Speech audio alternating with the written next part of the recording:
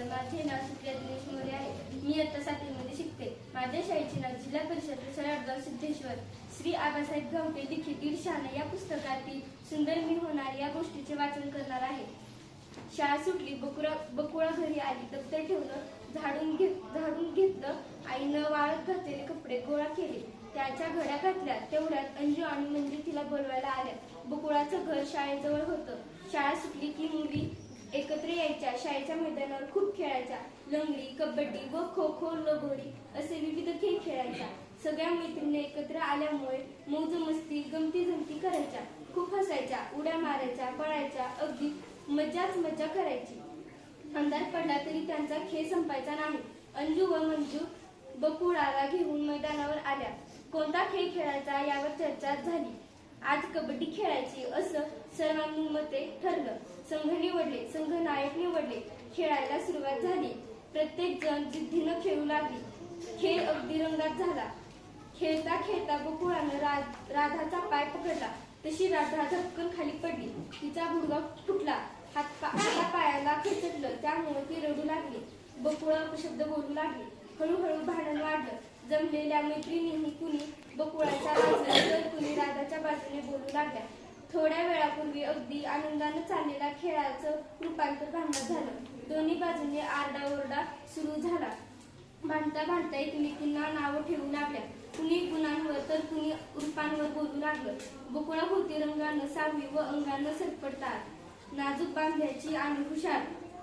सर्वांशी मिळून मिसळून राहायची. पण भांडण म्हटलं की चांगलं काय आणि वाईट काय सगळं सारखंच. राधा तिला बोलू लागली. तिच्या रंगरूपावरून बकुळाला या गोष्टीचं खूप वाईट वाटू लागलं. ती रडू लागली. ती रडत आईकडे गेली. आईला तिनं घडलेला सगळा प्रसंग सांगितला. आई तिला म्हणाली, बकुळा, रंगरूपावरून कुणी नाव ठेवलं म्हणून मुळीच रडायचं नसतं. अगं, रंगरूप ही आपल्या हातातली गोष्ट आहे का? नाही आई, पण माझा सावळी म्हणून सारखाच अपमान करावा का तिने? पोरी, माणूस हा रंगाने नाही तर गुणांनी आणि कर्तृत्वाने सुंदर दिसत असतो. हो का ग आई?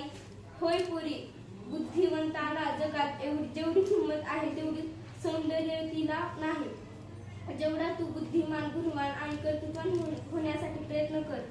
आईचे विचार बकुळाला पटले. तिने मनाशी ठरवले, मी निश्चितच काहीतरी करून दाखवणार, सुंदर मी होणार. त्या दिवसापासून बकुळा अभ्यासाला लागली. शाळा सुटली की मैत्रिणी तिला खेळायला बोलवायच्या, पण ती म्हणायची, आधी अभ्यास मग खेळ. शाळेत दिलेला सगळा अभ्यास ती पूर्ण करायची आणि मग वेळ मिळाला तरच ती खेळायला जायची. खेळताना राधा व इतर मैत्रिणी कधी कधी तिच्याशी भांडायच्या, तिला चिडवायच्या, तिला त्रास द्यायच्या, पण ती त्यांच्याकडे मुळीच लक्ष देत नसे. ती म्हणायची, यांच्याशी भांडत बसून आपला वेळ कशाला वाया घालवायचा? भांडतील आणि गप्प बसतील, आपण आपल्या अभ्यासाकडे लक्ष द्यायचं. ती नियमित अभ्यास करू लागली.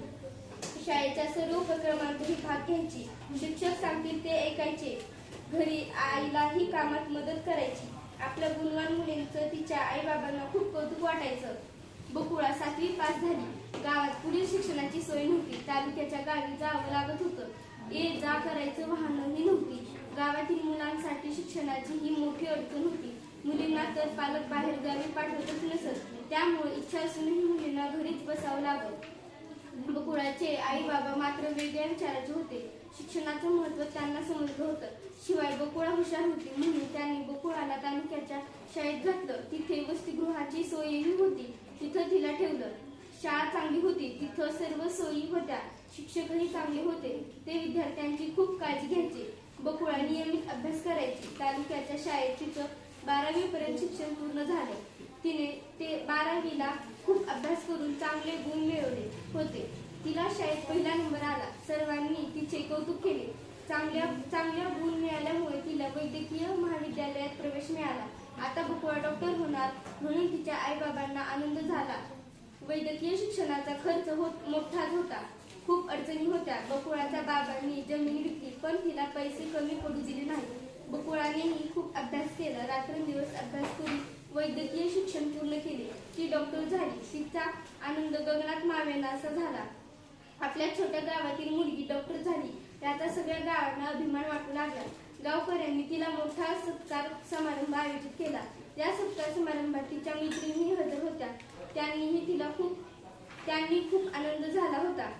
ती राधा तिला सतत नावं ठेवत होती, तिचा सतत अपमान करत होती, तिला टाकून बोलत होती. तिनेच तिच्या सत्कार समारंभात पुढाकार घेतला.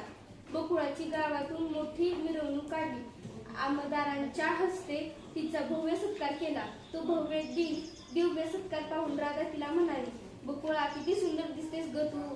राधाच्या तोंडाचे शब्द ऐकताच बकुळाच्या डोळ्यात पाणी आले. डोळे पुसत ती म्हणाली, राधा, तू मला सतत नावं ठेवत होतीस, माझा अपमान करत होतीस, मला रंगावरून हिणवत होतीस. या गोष्टीचं मला खूप वाईट वाटत होतं. पण माझी आई माझ्या पाठीशी उभी राहिली. तिनं मला बळ दिलं, प्रेरणा दिली, शक्ती दिली. मी खूप अभ्यास करायचा असं ठरवलं आणि मनाशी ठाम निश्चय केला. सुंदर मी होणार. मी सौंदर्यशास्त्राची वैद्यकीय पदवी मिळवली आहे, ज्याचा स्त्रियांना केवळ त्यांच्या सौंदर्यामुळे नावे ठेवली जातात, त्रास दिला जातो. त्यांचं आयुष्य आता मी फुलवणार आहे. प्रत्येकाच्या जीवनात असे वाईट प्रसंग येत असतात, त्यामुळे दुःखी न होता आपण त्यांच्यातून बाहेर पडण्याचा मार्ग शोधला पाहिजे. स्वतःचा उत्कर्ष करून इतरांनाही मदत केली पाहिजे. धन्यवाद.